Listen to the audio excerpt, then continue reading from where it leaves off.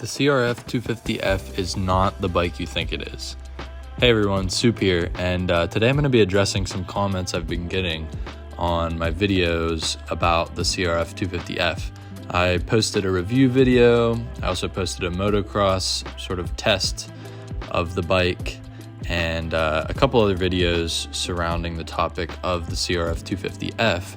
And while I think those videos were helpful to a lot of people, I have seen a few comments continually popping up where people seem to compare this bike to other bikes that aren't really in its class.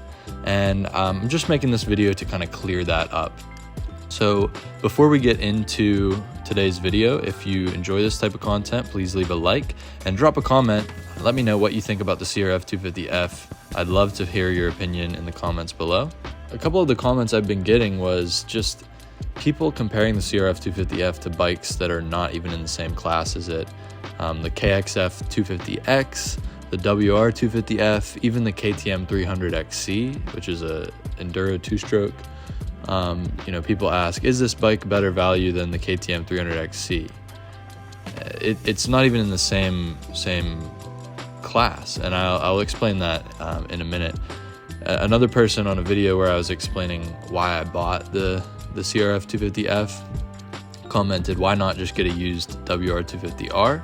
And while the WR is a little bit closer to this category of the CRF250F, it's still not in the same class. Now, that video I was talking about why I bought the CRF250F and I sold my DRZ street bike, and so maybe that's why the person was commenting about the WR. However, I explained in the video, my reasoning was because I wanted to get a beginner-friendly trail bike that was easy for people to learn on, that had little experience.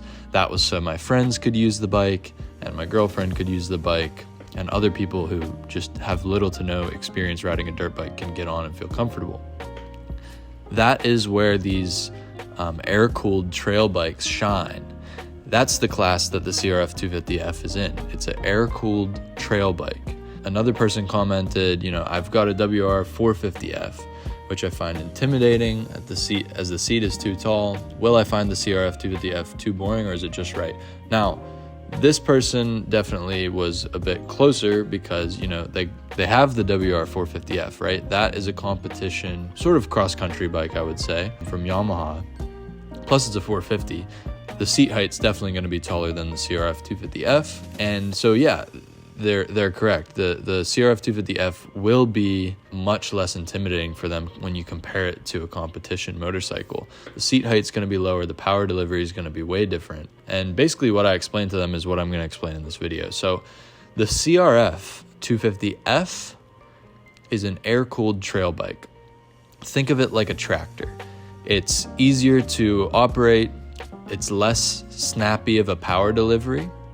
It just chugs along, and it's very, very beginner friendly. Other bikes that people were mentioning, and I think a lot of people get confused because sometimes the names are very similar. A lot of other bikes that people were comparing these to are liquid cooled competition bikes. Those bikes are going to be more snappy on the power delivery. Think of them like a race car, right? Like, it's going to throw you back in the seat whenever you slam on the gas, versus if you floor it in a tractor, it's gonna just slowly creep up in speed, and it's not gonna throw you back in the seat. You wouldn't race a tractor, you'd putt a tractor around your yard.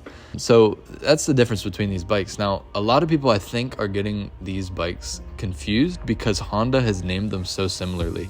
The CRF250F is the trail bike. The CRF250R and the CRF250RX are both competition bikes. Now, what's the difference between those two? Okay, the CRF250R is the motocross version. The CRF250RX is the cross-country version. Both of these bikes are competition bikes. They're liquid cooled. They have much more snappy power delivery. They have a taller seat height, better ground clearance. The chassis is going to be different. They're more lightweight.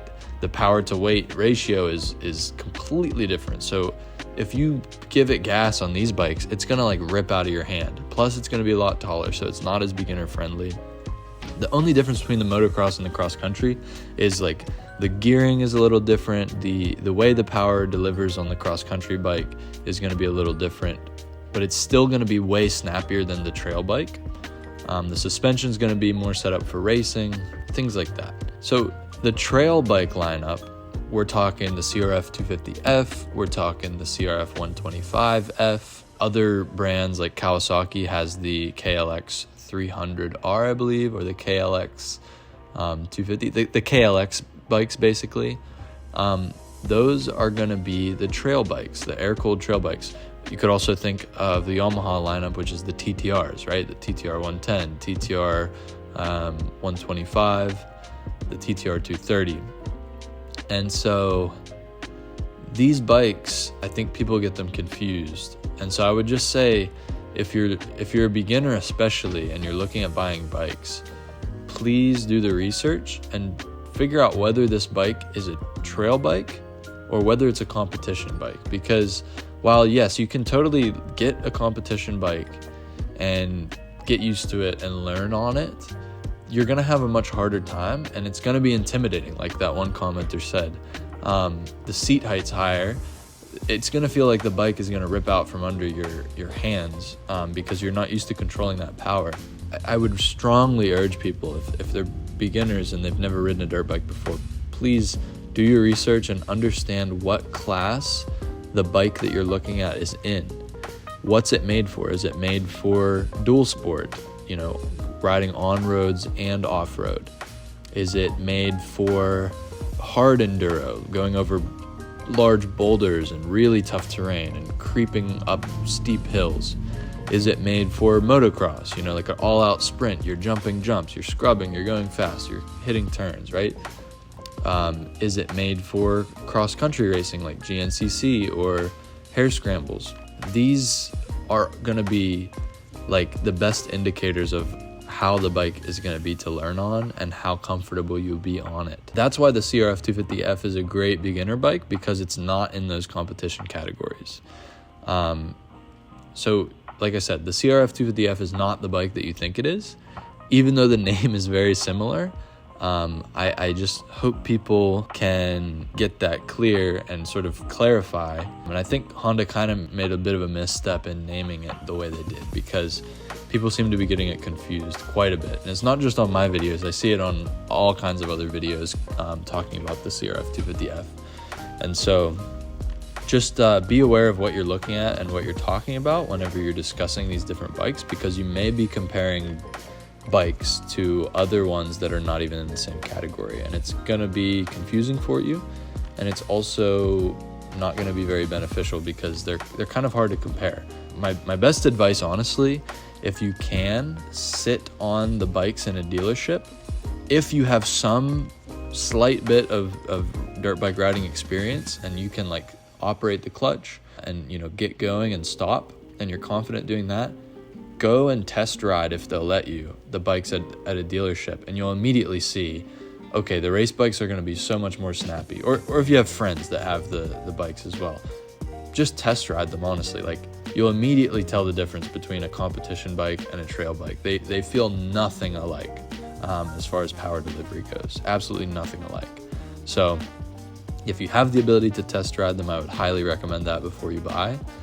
And if you don't, just do the research. Leave a comment below, honestly. If you're unsure, leave a comment below the name of the bike that you're looking at buying, and I'll let you know kind of like what the category of bike it is, just so you don't get sort of bamboozled whenever you're going to purchase a bike. So anyway, hope you guys enjoyed. I hope this video was helpful. I hope it cleared the air on the unfortunate naming of the CRF250F. If you have any more questions about this bike, please feel free to drop them in the comments below. I'd love to help you guys out some more. Don't forget to subscribe to the channel if you want to see more videos in the future, and I'll see you guys in the next one. Soup out.